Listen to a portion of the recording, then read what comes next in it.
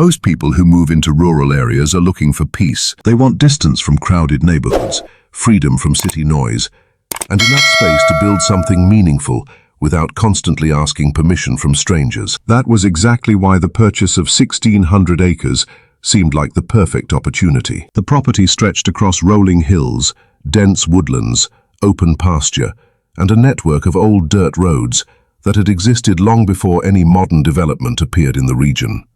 The land had belonged to the same family for generations before finally being placed on the market. The purchase wasn't made as an investment scheme or a commercial project. It was simply a chance to own a massive piece of untouched countryside. The location seemed ideal. The southern boundary connected to a county highway. The eastern edge followed a small river. The northern section bordered state-owned forest land. The western boundary, however, touched something unexpected, a large residential subdivision.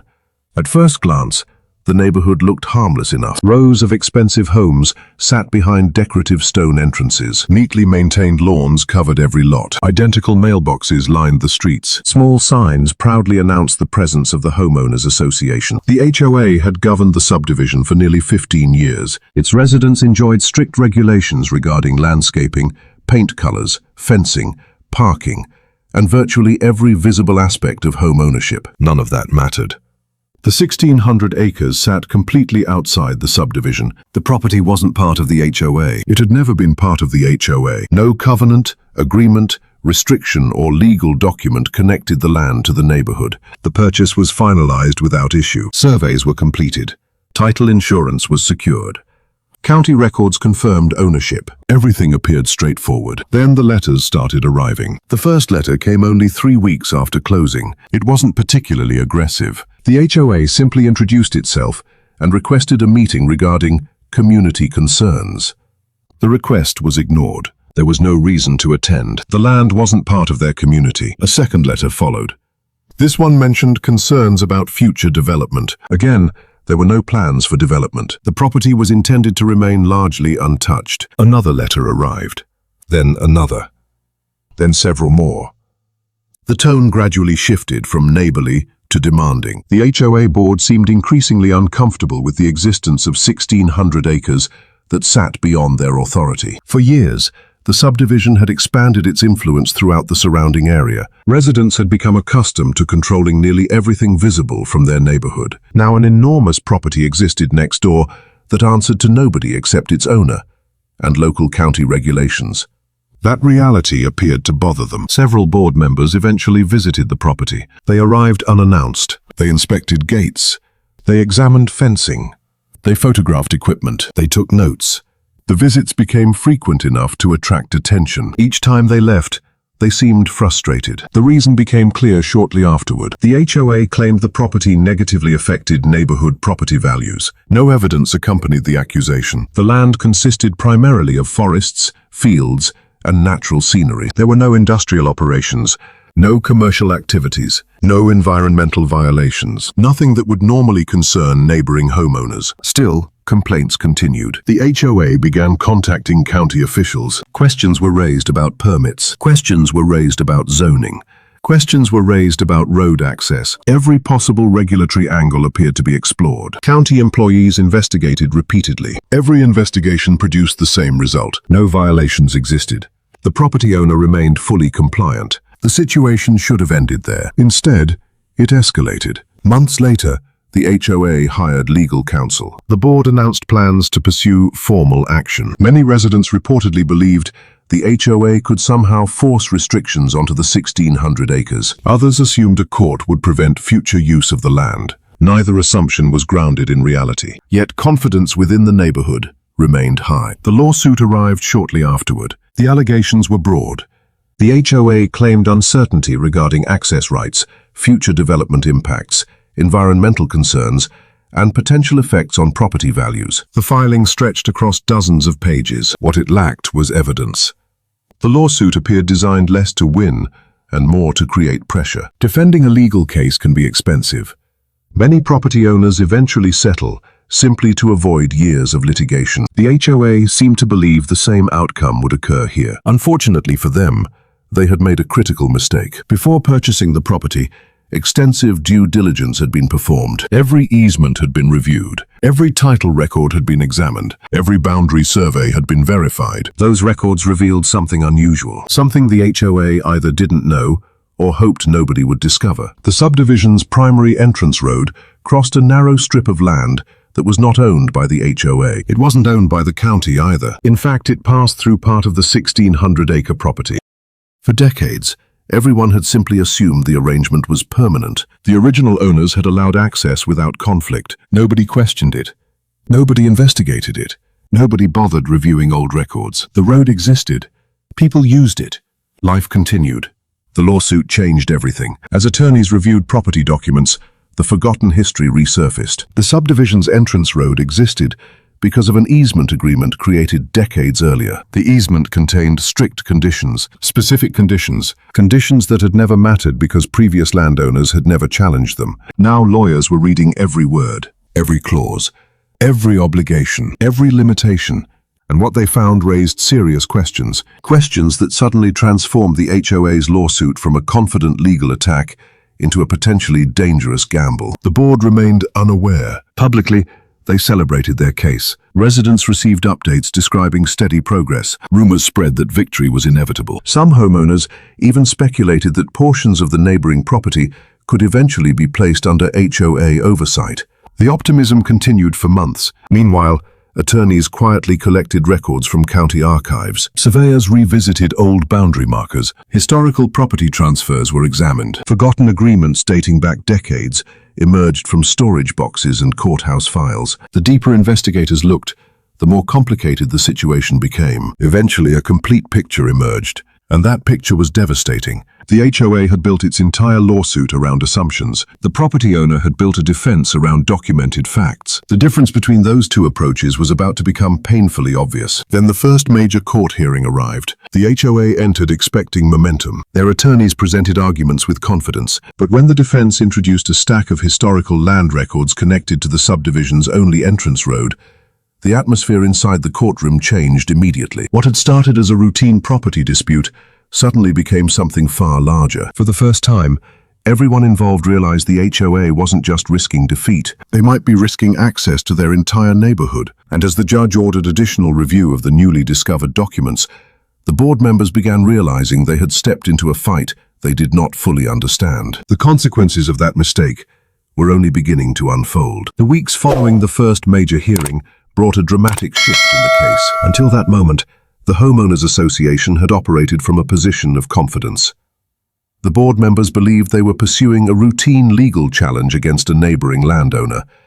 They expected negotiations, concessions, and eventually a settlement that would give them some measure of control over the 1,600 acres sitting beyond their authority. Instead, they found themselves facing questions they had never anticipated. The court ordered a detailed review of the historical property records connected to the subdivision's access road. What initially seemed like a minor issue quickly became the central focus of the entire lawsuit. The road in question wasn't some forgotten trail deep in the woods. It was the subdivision's lifeline. Every homeowner used it. Every delivery truck traveled across it. Emergency vehicles relied on it. Utility companies depended on it. School buses crossed it daily. Without that road, the neighborhood effectively became isolated. For years, nobody had questioned its existence. The pavement was maintained. Traffic flowed normally. The entrance monument stood proudly near the highway. Everything looked permanent. But appearances and legal ownership are not always the same thing. As the court reviewed documents dating back decades, a complicated history emerged. Long before the subdivision existed, the surrounding area had been a collection of large ranches and agricultural properties. One family had owned thousands of acres stretching across the region. When developers eventually arrived, they purchased portions of the land and began creating residential neighborhoods. The subdivision had been one of those projects. However, the developers had encountered a problem. The most practical entrance route crossed property they did not fully own. Rather than purchasing the land outright, they negotiated an easement agreement with the neighboring owner. At the time, the arrangement seemed simple. The road could exist. Residents could use it. Access would be guaranteed under specific conditions. The agreement was signed, recorded, and largely forgotten. For decades, nobody paid attention to the details. Then the HOA decided to sue. The lawsuit triggered a level of scrutiny the easement had never received before. Every line of the agreement was examined. Every requirement was reviewed. Every obligation was compared against current reality. The findings were troubling. The easement contained maintenance requirements. It contained liability provisions. It contained restrictions regarding expansion and modifications. Most importantly, it contained language requiring certain actions by successors and assigns. Those requirements had not been followed for years. Some had never been followed at all. What had once seemed like a secure legal arrangement suddenly appeared vulnerable. The HOA's attorneys attempted to minimize the significance of the discovery. They argued that decades of uninterrupted use created protections. They pointed to the practical necessity of the road. They emphasized the hardship that any disruption would create. But practical necessity and legal compliance are different matters. The defense focused entirely on the documents. The original agreements existed. The recorded conditions existed. The violations existed. Those facts were difficult to dismiss. As hearings continued, county records revealed additional complications. Several modifications had been made to the entrance road over the years. Extra signage had been installed. Drainage systems had been altered.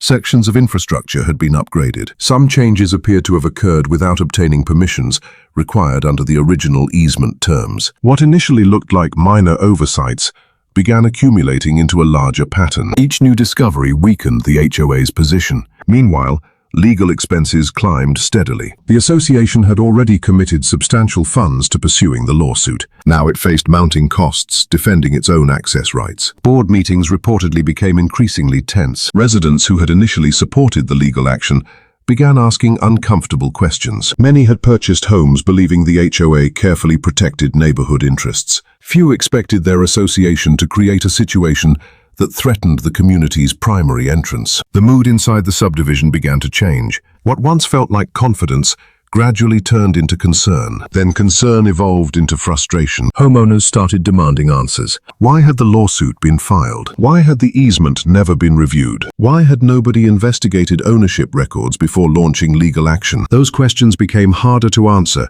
with each passing month. Outside the neighborhood, the property owner continued operating normally. The 1,600 acres remained largely unchanged. Forests remained forests.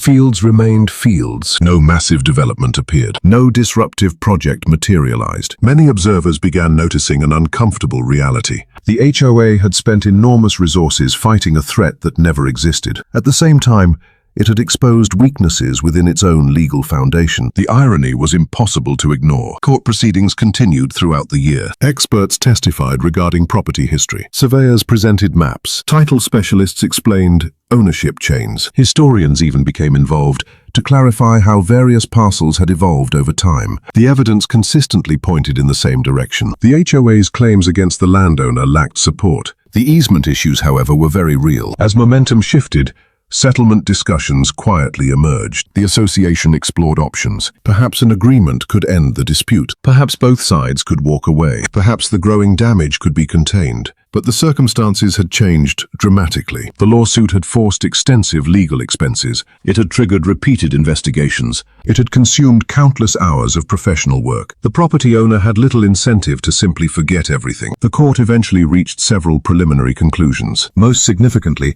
the HOA's core claims failed to demonstrate sufficient legal basis. The arguments regarding property values remained speculative. The concerns regarding future development remained hypothetical. The allegations concerning regulatory violations had already been disproven through multiple investigations. One by one, the foundations of the lawsuit collapsed. The judge's observations during hearings reflected increasing skepticism toward the HOA's position. That skepticism spread rapidly through the community. Homeowners who once expected victory now feared defeat. Some began openly criticizing board leadership. Others worried about special assessments that might be necessary to cover legal costs. The pressure intensified. Then came the turning point. During one critical hearing, the court addressed the easement directly. The discussion lasted hours. Historical records were analyzed in detail. Experts presented competing interpretations. Attorneys debated obligations and compliance requirements. When the hearing ended, one fact had become impossible to ignore. The HOA's access rights were not nearly as secure as everyone had assumed. The final ruling had not yet arrived, but warning signs were everywhere. Legal commentators following the case recognized the danger. County officials recognized it. Even many residents recognized it. The subdivision's future access depended upon a legal arrangement that had suddenly become uncertain. The board had started a fight, believing it held all the leverage. Now it appeared they might lose far more than they had ever imagined. As the months passed, anticipation grew around the court's final decision. Both sides prepared extensive filings. Experts completed final reports. Arguments were refined. The case that began as an attempt to control 1,600 acres had transformed into a battle over the neighborhood's very access. Then, after nearly 2 years of litigation, the judge announced that a final ruling would soon be issued. For the HOA, it represented the moment of truth. For the landowner, it represented the end of a long and unnecessary conflict. And for everyone living inside the subdivision, it represented something even more significant. The possibility that a lawsuit intended to expand the HOA's power might instead leave the community facing the consequences of its own actions. The final ruling was now only weeks away, and when it arrived, the impact would be felt far beyond the courtroom. By the time the final ruling approached, nearly everyone connected to the case understood that the outcome would reach far beyond a simple property dispute. What had begun as an attempt by a homeowners association to pressure a neighboring landowner had evolved into one of the most expensive mistakes the community had ever witnessed. The courtroom was filled on the day the decision was issued. Residents attended, county officials attended, real estate professionals attended. Even people from neighboring communities followed the case closely. The reason was simple. Everyone wanted to know what would happen to the subdivision's only entrance road. For nearly 2 years, the HOA had insisted it was protecting the neighborhood. Now the neighborhood itself was waiting to learn whether those actions had placed its future at risk. The judge spent considerable time reviewing the history of the dispute. The ruling addressed every major claim presented during litigation. One by one, the HOA's arguments were dismantled. The allegations regarding property values lacked evidence. The concerns regarding future development remained speculative. The accusations involving regulatory violations had already been disproven through multiple county investigations. The court found no legal basis for imposing HOA influence over property that had never been subject to HOA authority. That conclusion alone represented a major defeat, but it was only the beginning. The court then turned its attention to the easement. The atmosphere in the room reportedly changed immediately. Everyone understood the importance of what came next. Years earlier, the easement had seemed like a forgotten technicality buried in old property records. Now it had become the most important document in the entire case. The judge reviewed decades of history, the original agreement, the conditions attached to it, the obligations imposed on future users, the modifications made over the years, the compliance failures discovered during litigation.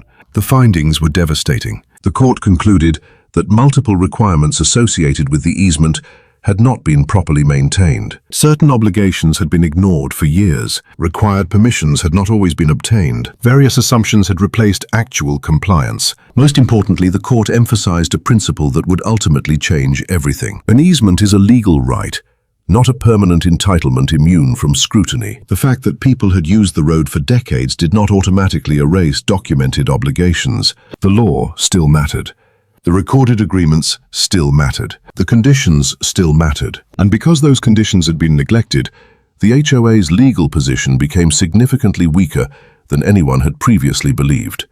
The final ruling did not immediately barricade the road. The court understood the practical consequences of such a decision. Hundreds of residents depended upon access. Emergency services depended upon access. Public safety considerations mattered. However, the court's decision fundamentally altered the balance of power. The HOA lost its attempt to control the neighboring property. It lost substantial portions of its legal claims, and most critically, it lost the unquestioned security it once believed existed regarding the road.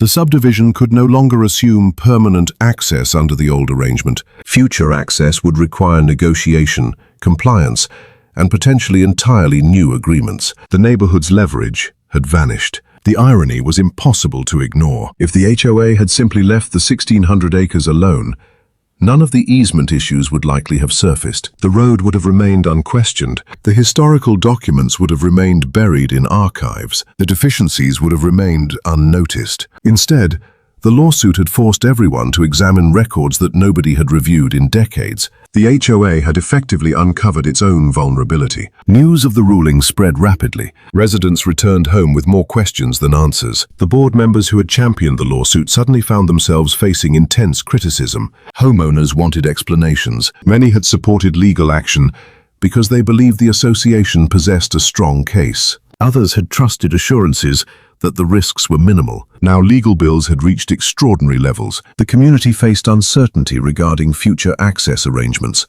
and the HOA had lost virtually everything it sought to gain. Special meetings followed. Attendance surged. Residents demanded financial disclosures. They requested legal invoices. They questioned decision-making processes. The mood inside the community shifted dramatically. For years, the board had projected authority. Now many homeowners viewed that authority with skepticism. Some residents began organizing efforts to replace existing leadership. Others called for independent audits of HOA operations. Trust evaporated quickly. The financial consequences soon became impossible to ignore. Legal expenses had consumed a significant portion of association reserves. Additional professional fees continued accumulating as attorneys worked through post-ruling matters. Engineers, surveyors, consultants and specialists had all contributed to mounting costs. Eventually, discussions of special assessments emerged. For many homeowners, that possibility represented the final insult. The lawsuit had been presented as protection. Now residents were potentially being asked to pay for its failure. Meanwhile, life on the 1,600 acres continued peacefully. The owner had spent years defending property rights against claims that never should have been filed. Now the legal battle was finally ending. The forests remained untouched. The fields remained open. The landscape looked much the same as it had before the lawsuit began. The difference was that the legal cloud hanging over the property had disappeared. Ironically, the person accused of threatening the neighborhood had become the individual holding the strongest legal position once the dust settled.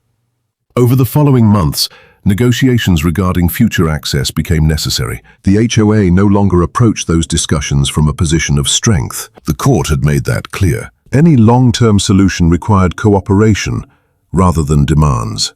The contrast between the beginning and the end of the dispute could not have been more dramatic. At first, the association believed it could pressure a neighboring landowner into submission. It believed size, resources, and legal action would produce results. Instead, the lawsuit exposed weaknesses hidden within the HOA's own foundation.